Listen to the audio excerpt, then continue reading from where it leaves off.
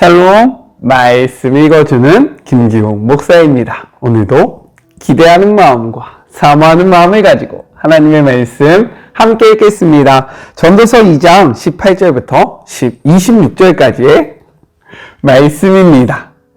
내가 이 세상에서 성취하고 쌓아올린 모든 것이 싫어졌다. 저 세상에 갈 때 그것을 가져갈 수 없고 내 뒤에 올 사람에게 물려주어야 한다. 내가 골똘하게 생각하고 수고하여 이 땅에서 이룬 결과물을 자격이 있을지 없을지 모르는 누군가가 차지할 것이다. 이 또한 연기일 뿐이다.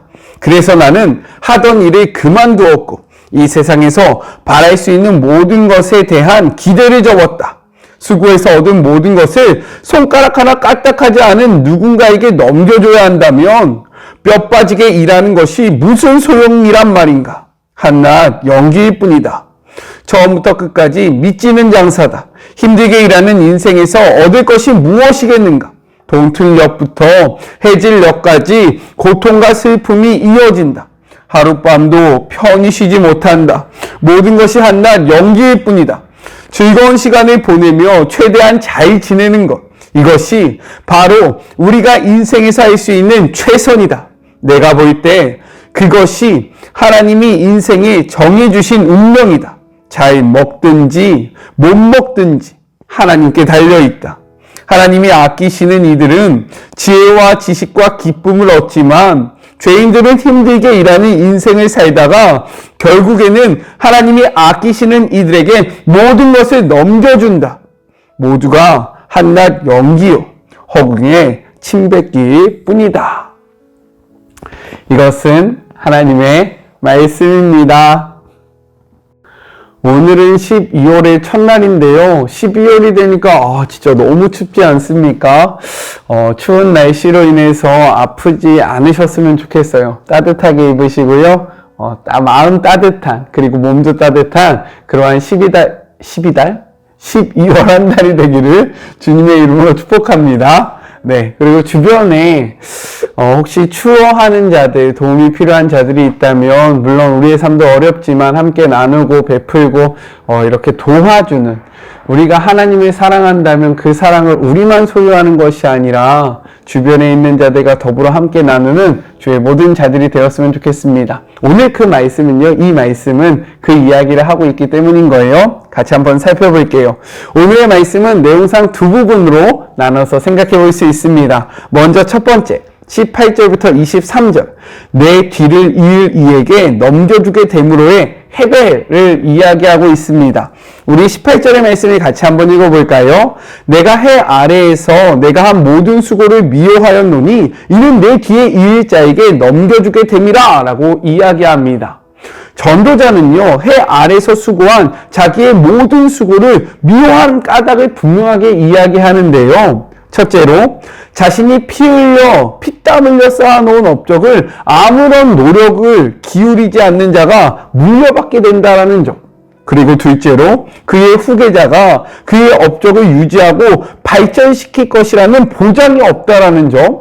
마지막 셋째로, 아무리 위대한 업적을 쌓아 올렸다 할지라도 그것을 쌓을 당사자가 그것을 영원히 누릴 수 없다라는 점에서 헤벨이다 라고 이야기를 해요.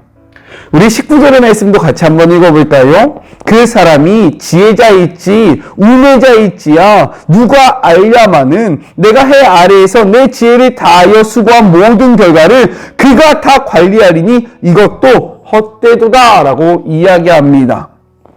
수고한 모든 결과는요, 피와 땀으로 이룩한 모든 업적들을 나타내고 있는 거예요. 이렇게 일생 동안 피와 땀을 흘리며 수고한 결과가 후대 사람들에게 넘어가게 되는데 중요한 것은 무엇이냐? 그 사람이 지혜자일지 아니면 우매자일지 나는 알 수 없다라는 거예요. 나는 이 사람이 지혜자라고 생각하고 이것을 넘겨뒀는데 그 사람이 내가 생각했던 지혜자가 아닐 수도 있고, 내가 정말로 후계자를 정하지 못하고 죽었을 때 그 누가 나의 업적을 잃을지 아무도 모르기 때문에 이것도 헤벨이다 라고 이야기하는 겁니다. 즉 자기가 열정을 바쳐서 수고했을 뿐만 아니라 지혜롭게 행했을지라도 그것을 통해 얻은 결과물이 후에 어떻게 처리되는가는 자신의 권한이 부여되지 않는다는 거예요.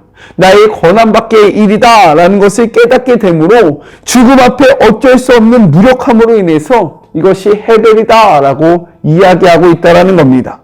실제로요, 솔로몬의 아들이었던 르호보암은 지혜자의 아들이었음에도 불구하고 아버지 솔로몬과 함께 있던 신하들의 의견을 듣는 것이 아니라 자기 주변에 있던 사람들의 말을 들으면 어떻게 됩니까? 이스라엘이 남유다와 북이스라엘로 쪼개지는 그러한 일이 벌어지게 되었다는 거예요.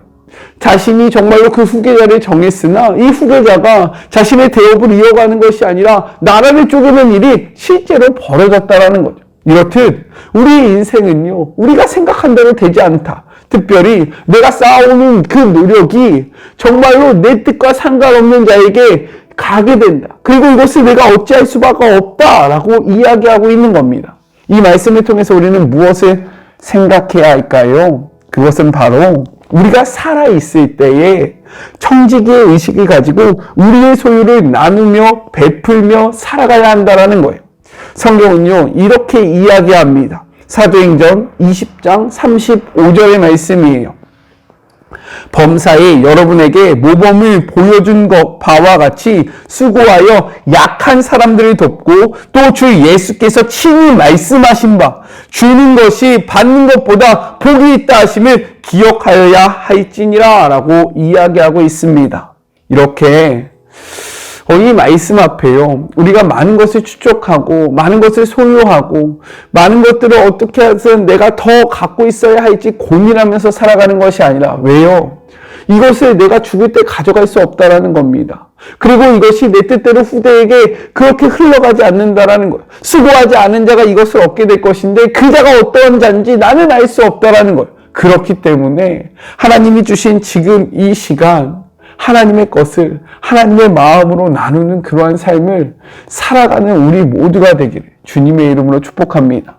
사랑의 나눔이 있는 곳에 하나님이 계세요. 특별히 12월 겨울에는요, 도움의 손길이 많이 필요합니다. 주변을 돌아보면 우리 주변에도 우리의 도움의 손길을 필요하는 사람들이 기다리고 있다는 거예요.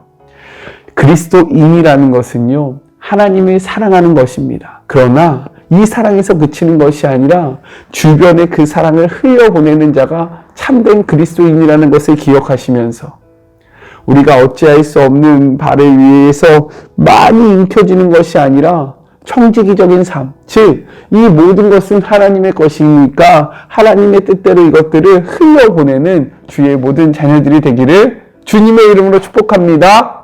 우리 한번 그렇게 살아봅시다. 화이팅! 자, 둘째, 24절부터 26절 하나님의 손에서 나오는 기쁨에 대해서 이야기를 하고 있어요. 24절의 말씀 같이 한번 읽어보겠습니다.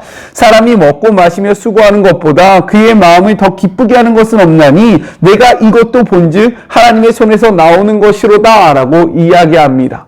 먹고 마신다 라는 것은요, 육체적인 쾌락에 빠진 삶을 나타내는 표현이라기보다는 평화롭고 풍요로운 생활을 나타내는 표현이에요.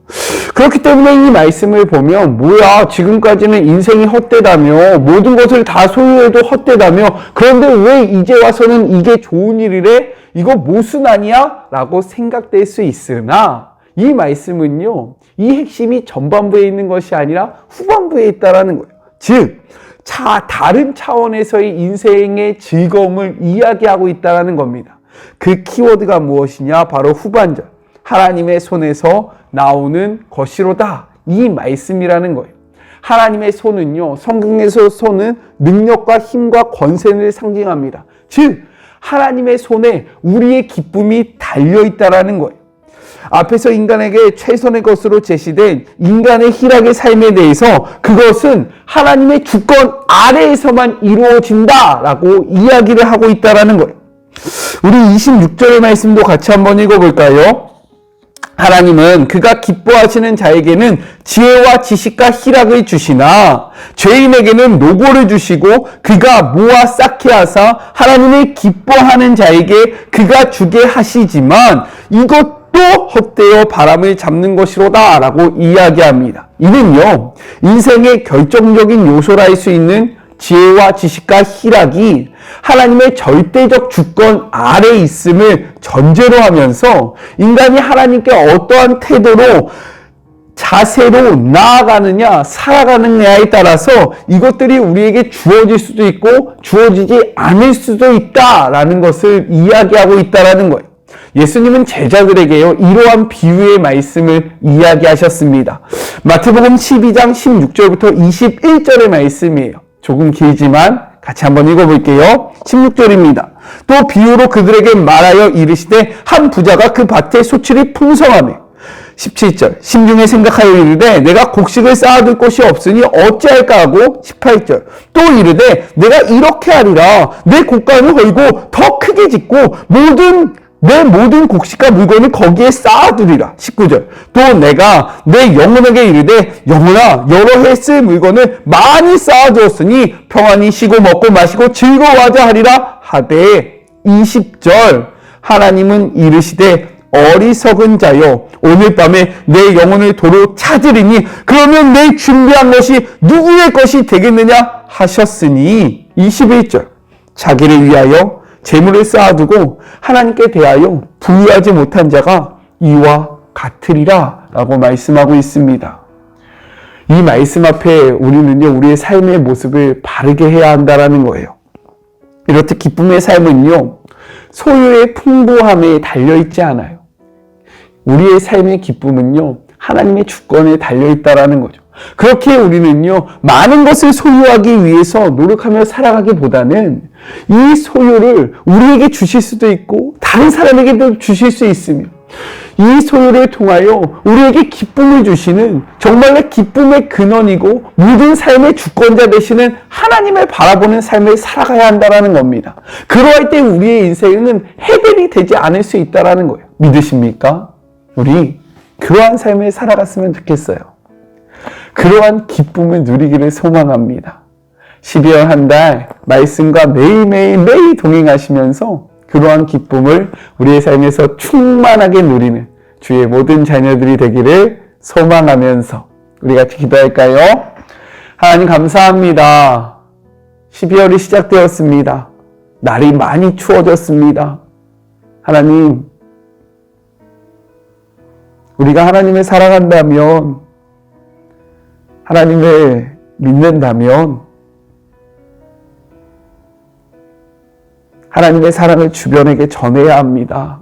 특별히 이 추운 겨울, 어렵고 힘든 지체들은 없는지 돌아보게 하시고, 우리가 속한 공동체와, 그리고 우리가 속한 지역과 열방을 위해서 우리의 것들을 흘려보내는 주의 모든 자녀들이 되게 하여 주시옵소서. 주님, 소유의 풍부함이 우리에게 기쁨을 주는 것이 아니라 하나님의 주권 아래 우리의 기쁨이 달려있음을 이 말씀을 통해서 다시 한번 확인하였습니다. 하나님, 우리가 많은 것을 소유하기 위해서 노력하기보다는 우리에게 참된 기쁨을 주는 하나님을 소유하기 위해서 노력하는 주의 모든 자녀들이 되게 하여 주시옵소서. 함께 하실 주님을 바라보며 거룩하신 예수 그리스도의 이름으로 간절히 기도드립니다.